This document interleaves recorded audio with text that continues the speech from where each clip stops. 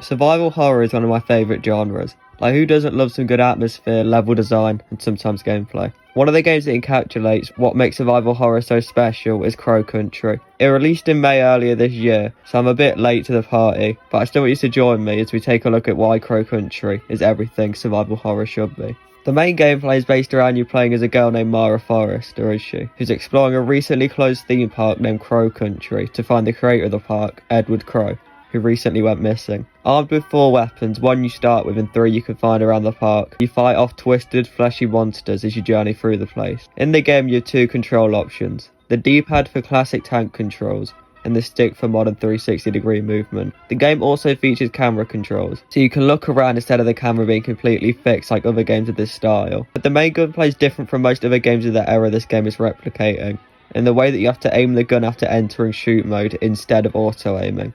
And it feels pretty good. You start with a handgun and throughout the game you unlock a shotgun, flamethrower and magnum. Depending on what rank you get at the end you can unlock a crowbar, crow launcher and crow wings. The game isn't incredibly hard on the normal difficulty, as ammo and heals do respawn in vending machines and bins. However, it does make sense because there is a cap on how much of each of them you can carry, and there's no storage boxes like other survival horror games, and it would be bad if you could just completely run out of bullets. You can just run past most enemies if you're a bitch, but you wouldn't do that, would you? Going around the park you can find other people that are looking for Edward. You meet Natalie Crow, his daughter, his foreman Tolman, a lawyer named Julie Barron, a police detective named Harrison James, and Edward's business partner Marvin Trumbull. There's also a fair amount of puzzles which aren't mega challenging but still pretty fun. There's also a mode that gets rid of enemies and is basically like a peaceful mode, being an atmospheric park exploration rather than a survival horror game. The guns as well aren't just used as weapons, they can be used for puzzles as well. Nothing crazy, but like you can use a flamethrower to get to a secret room and burn the thing holding the key in the theatre. I forgot what it's called. The pistols can be used for shooting off padlocks and other things like targets and statue heads. Another way the gun's used is with jars and boxes. Unlike other survival horror games where you might have a knife to break boxes, in Crow Country you don't. To break jars and boxes you need to shoot them, sacrificing one valuable resource, ammo, for another. This could be more ammo, medkits or like antidotes. And with the boxes there's a chance you just don't get anything. Adds a little bit of a gamble to it. This game looks amazing, going for a PS1 era Final Fantasy VII looking character style, and it pulls it off perfectly. Everywhere in the park looks unique and perfect, with the Metroidvania level design survival horror is known for, which it also does amazingly. It makes it feel really satisfying to see familiar locations as you unlock and connect more of the map. The map is near perfect, with everything feeling like it was placed with purpose and reason. I love theme park locations in horror games and Crow Country does it amazingly,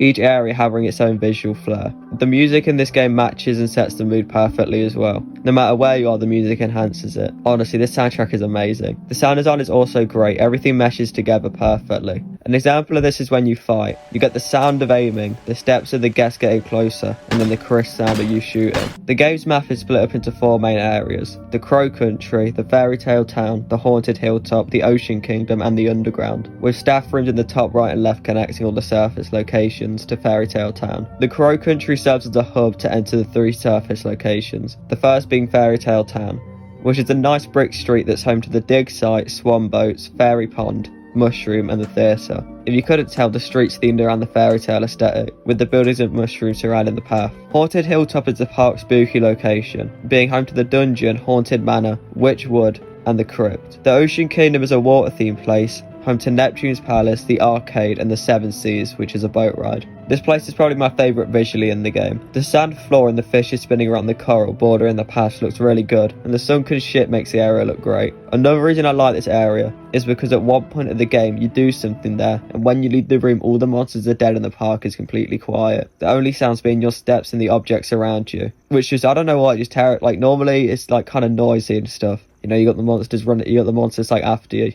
You got the music, but it got completely quiet. Like I walked out and the seagulls just like I heard the seagull like what noise is the seagull make? Like hawk, chirp.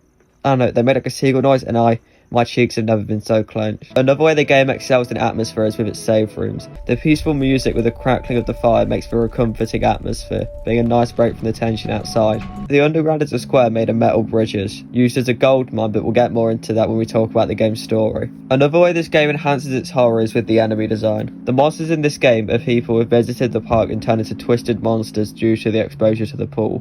Once again, we'll get into that later. And their designs show that. The long skinny one, weird spiky one, and the flesh pile with the mask are my favourite design wise. Going back to the visual style of the game, the PS1 era look is perfect, transforming what used to be pre-rendered backgrounds into fully 3D models. The sharp edges on the models and the CRT effect also add to the PS1 era vibe. The rooms are also bordered with this black void that I really dig. It fills me with some kind of dread and I don't really know why. I like when games do the solid black aesthetic, Undertale as an example. Relating back to the borders in Crow Country, I still am kind of scared when playing Terraria. Nothing about the game really, but I play on console and TV and I always have this fear that I'll look at the bottom of the screen and see someone looking at me or something like that. Stupid I know, but it keeps me on edge, and with Crow Country that really helps the horror.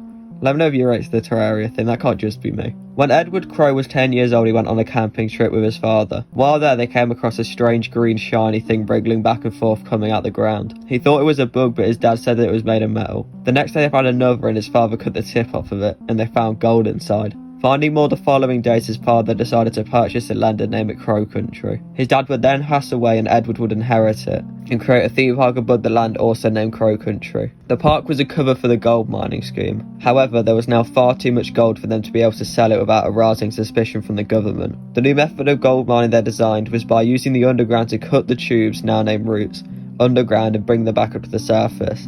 Once they have reached the surface, they'd be embedded into ore and sent up to another gold mine they found in Brazil. A massive sale was set up, but they were concerned that people would be able to tell that it all wasn't from Brazil. They still went ahead with the sale though. This backfired though, when Marv sent a letter to Edward saying that the Brazilian authorities were going to do a national inspection on the mine because they found out the ore wasn't from Brazil. In an attempt to fool the authorities, they got a bunch of rocks and soil from Brazil and delivered it to the US. Embedding the gold in the new stuff and sending it back. The last letter we see is from Marv telling Edward that the authorities know the gold isn't Brazilian and they want to see where it's from. Marv says that he's coming back to the US now. Back in Georgia, Edward's now missing. The monsters you fight are referred to as guests. They come from the water the roots come from, that gets referred to as the pool. The first one Edward found could speak, so he kept him locked in a cell to run tests on him. A few days later, more guests came from the pool. However, these ones were far more mutilated and couldn't speak, so Edward shot them. We learned that Edward did an experiment with the pool by dropping a key on a chain into it, and when he pulled it back up it was misshapen. Remember earlier when I said the protagonist was called Mara? Well, I lied. Near the end of the game we learned that her name was actually Elaine, and when she was at the park on her 15th birthday she was separated from her parents and got lost in the haunted hilltop section. She eventually found her way to the holding cell, where she saw the guest and got injured, causing her to go to the hospital and Edward to close the park. At the hospital, the doctors found out that her wounds were not healing because of an unidentified bacteria. They were so strange that the doctors ignored Elaine's claim that it was a person that attacked her and instead saw it as wounds from an animal attack.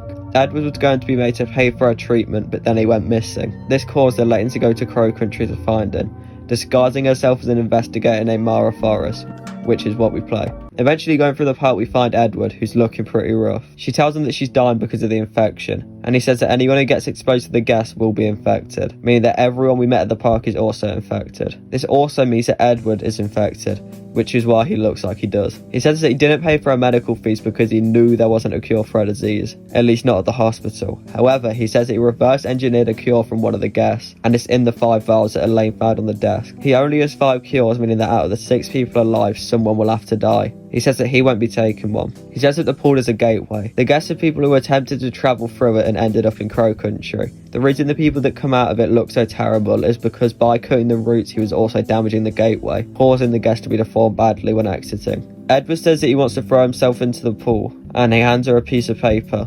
When reading the paper, it says that the guests actually come from the year 2106. At some point in the future, something will happen that causes Earth to be uninhabitable, and the guests are trying to warn people to stop it before it's too late, which also explains why the number 2106 is written all around the game. The guests are trying to warn us. Edward says that this will be a fitting end and asks Elaine to kill him if he comes back up. He drops it and of course he comes back up, so we kill him. After we see the 5 remaining characters sitting around the car, reflecting and holding the cure. We don't see if they take it and the game ends.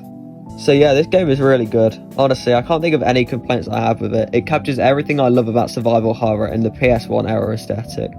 The gameplay was clean and the park was an amazing setting. My only complaint is that the game wasn't longer, because I would have loved to see more areas, but obviously I do think the game was an appropriate length. And if the only complaint I have is that I want more, that's how you know you got a pretty good game. There's also a Metal Gear Solid 3 reference. I highly recommend you check this game out if you haven't. So that's it for this video. A short one compared to the others, but if you haven't already, subscribe, and goodbye.